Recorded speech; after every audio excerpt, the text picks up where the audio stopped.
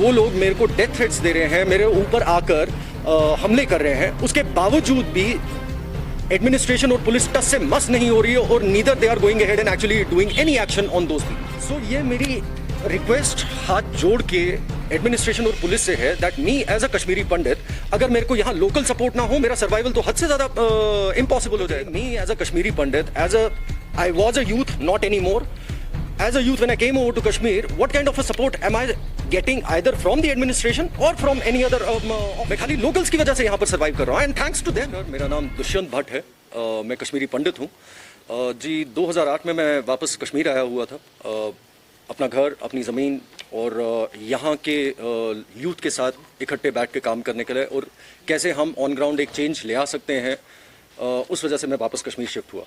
इस दौरान जो मेरे लैंड्स वगैरह थे वो इलीगली ऑक्यूपाइड थे with one particular family which apparently is a goon family, गुंडा फैमिली है वो, और उन लोगों ने कंटिन्यूसली मेरे को हरास किया है।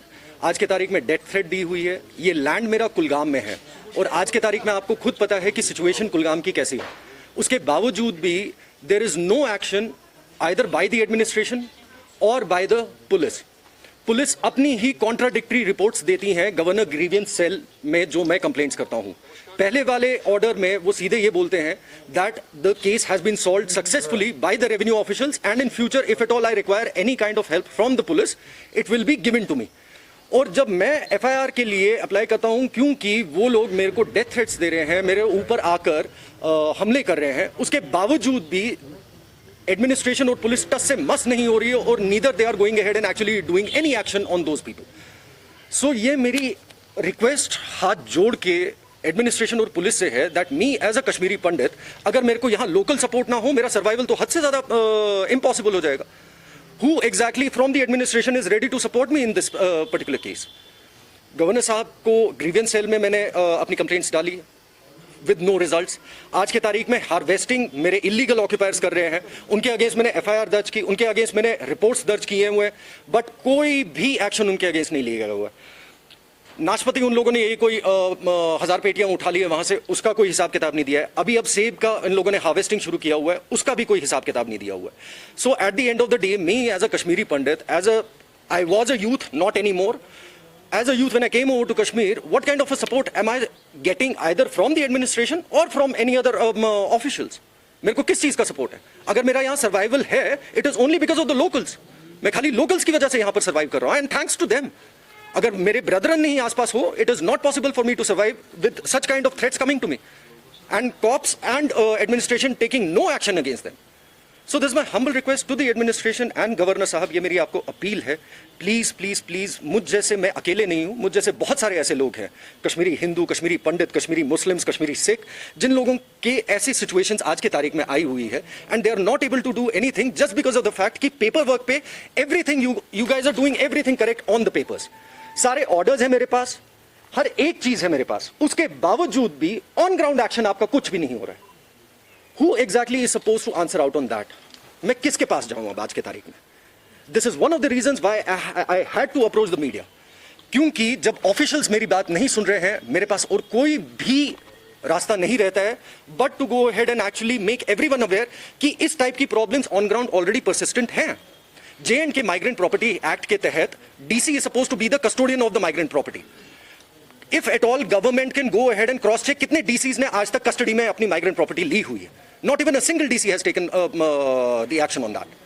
So as I said, this is my humble request. This is not something which I am saying against. मैं किसी के against कुछ नहीं बोल रहा हूँ, but हाँ, जो हमारे लूप होल्स हैं, अगर उनको प्लग करके तरीके से किया जाए, if at all you are coming with new schemes, new options, new portals, ये भी देख लीजिए कि on ground उन portals के साथ क्या किया जा रहा है और क्या हो रहा है, कोई एक्शन हो रहा है या नहीं हो रहा है। So at the end of it, I would simply request all of you and whosoever is watching this कि हम जैसे लोगों के लिए please support us on ground.